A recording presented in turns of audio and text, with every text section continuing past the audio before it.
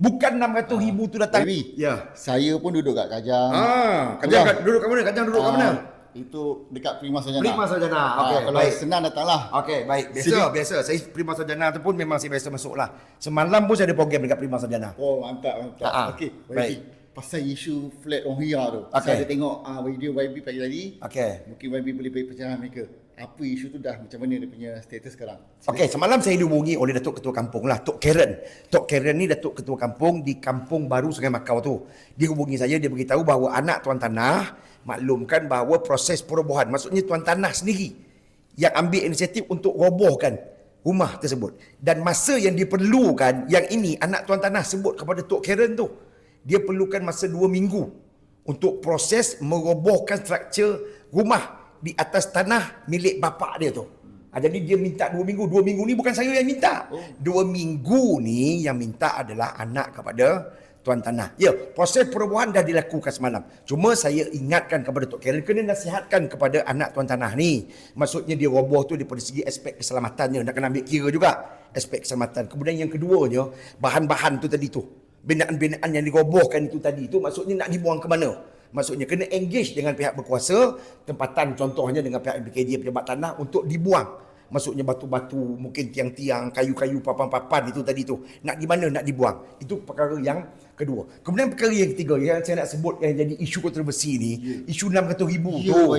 Isu 600,000 ini adalah kenyataan yang dikeluarkan oleh pejabat tanah daerah Hulu Langat hasil daripada perbincangan dengan agensi-agensi. Contohnya dengan JKR, dengan JPS, dengan TNB ataupun agensi-agensi lain.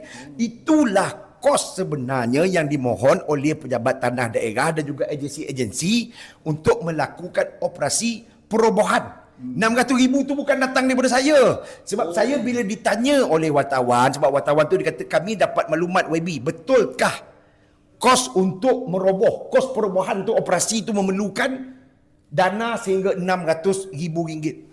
Betul lah saya kata, sebab itu maklumat yang saya dapat daripada pejabat tanah daerah Hulu Langat. Benda tu pun dibawa dalam mesyuarat dan paper pun telah diangkat kepada MTES.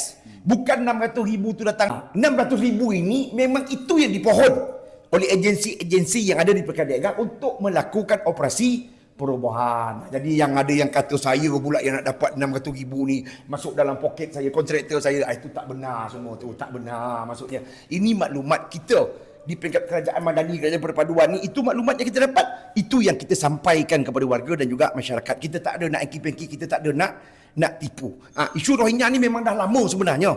Kita adukan kepada pihak berkuasa untuk diambil tindakan. Cuma dalam isu Rohingya ni pun kita pun tahulah, Rohingya ni lah satu etnik yang duduknya bawah PBB, duduknya bawah UNSCR. Mereka ni dilindungi kan. Bukan Malaysia saja yang terkesan soal berkaitan dengan etnik Rohingya ni, tapi banyak negara lagi. Maksudnya kalau kita nak menyelesaikan isu berkaitan dengan Rohingya ni, dia bukan setakat di peringkat negara kita, tetapi memerlukan komitmen seluruh negara lah, maksudnya di peringkat dunia untuk melihat soal berkaitan dengan etnik Rohingya ni. Dan bila kita nak bercakap soal berkaitan dengan etnik Rohingya ni, ialah kita kena melihat daripada segi aspek kemanusiaannya.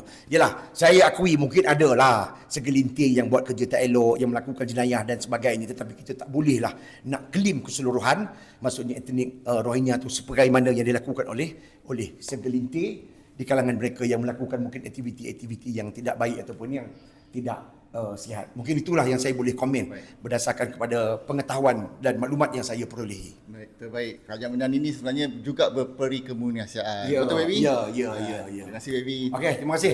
Okey, terima kasih banyak-banyak. Okey, terima kasih. Okey, baik. Terima kasih banyak.